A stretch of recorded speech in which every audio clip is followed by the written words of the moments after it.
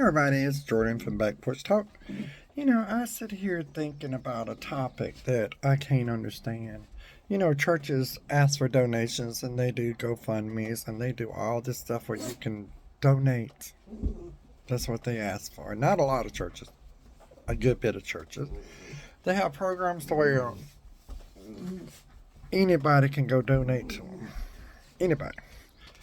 And I noticed that a lot of gay people are donating to these churches. But my question is, isn't a church where sinners are supposed to go and let God change them, not the pastor change them? And why is it that churches want to push to the side and don't want the LGBTQ plus in their churches but want their money? I think it's very hypocritical. And it's all business, and a lot of churches these days aren't about learning who God is. It's about learning who the mighty old dollar is. And I don't understand that. I don't understand how a church can close their doors to a gay person or a trans person, but open their doors to a child molester or to a serial killer, a murderer. But yet you want to push aside somebody that was born the way they are. I don't get these churches. That's why I can't participate in this whole church stuff. I just can't, because too many times we're pushing away the wrong people. You know what I'm saying? Too many times. But yet God never one time wanted to hang out in four walls called a church. Truth. I don't get this. I don't get a lot of things going on in this world. And I can't understand why we can't just love somebody for them being them, no matter what. I can't grasp it. I don't understand how somebody can hate somebody for being different. I can't understand how a white person can hate and be racist against a black person. I wasn't raised like that. I don't understand it, and I don't understand how anybody can discriminate against somebody loving somebody of the same sex or somebody that is transgender. I don't understand that a lot. And I dwell on this subject a lot because I can't grasp what we're doing here. I can't grasp, where do we draw that line between love and hate? Because in the Bible it says you're supposed to hate the sin, not the individual. But yet we're hating the individual. That's what I can't understand. I can't understand that. And it's the truth. It's exactly what it is. And I don't understand how we can do that. How can you hate an individual because they sin differently from you, or because you swear that it's an abomination when realistically God never said anything about it being an abomination?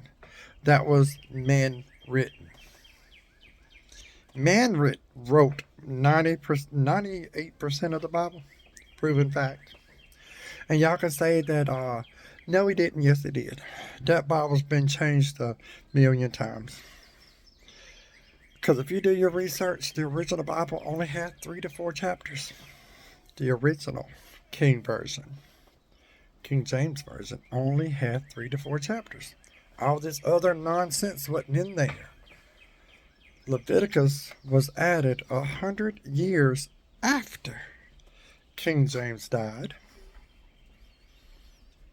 So that tells you that it was man written, because King James wrote it, and then this other man wrote it. But I can't understand is, why is the Bible completely being rewritten every time we turn around? And why are there so many different types of Bibles and different types of beliefs? Because it's all based on control of people. They do not want people to have a mind of their own, a brain of their own. It's like they're practicing that a wolf in sheep clothing, and you do as I say do, don't do as I do type scripture. And it's coming to pass that a lot of these pastors are being caught with underage kids. No lie. So why are we continuing to follow these people? I'm not saying, because I serve God, and I worship God, and I love the universe, and that's how I live. I'm got a lot of Native American in me, and I live by those standards. However, I don't understand this whole Christianity, and they're under attack when people are actually just thinking for themselves. Eventually, I predict in like 30 years, there's not going to be many churches left because people are tired of being told how they should live when the preacher's doing right the opposite. When the preacher's at the titty bar throwing dollars on Saturday night and preaching a sermon on Sunday morning. When the preacher's at a party getting drunk on Saturday night but preaching sermons on Sunday morning. But when a preacher gets everything he's doing but he still does it. I don't get that.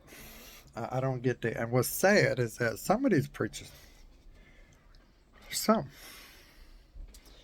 the ones that are preaching against the LGBTQ plus, are the ones behind closed doors that are participating in that. Now, see, me personally, I'm trans, and I know what I see, and I know what I saw, and that's how I see things. A lot of people are going to get mad about this, but the truth is the truth. You know what I'm saying? The truth is the truth. Do I encourage people to go to church? Yes. I encourage them to find their own church, to find their own way with God, because see, all of our paths with God is different. Your path might be a little more stricter than mine, and my path might be a little bit more stricter than yours because of our mindset. But at no point do I believe that God is going to condemn somebody to hell for being LGBTQ plus, for being black, for being Native American, for being anything. You know what I'm saying? Because the Bible does state that God is everything. But I am going to say this. I will say this.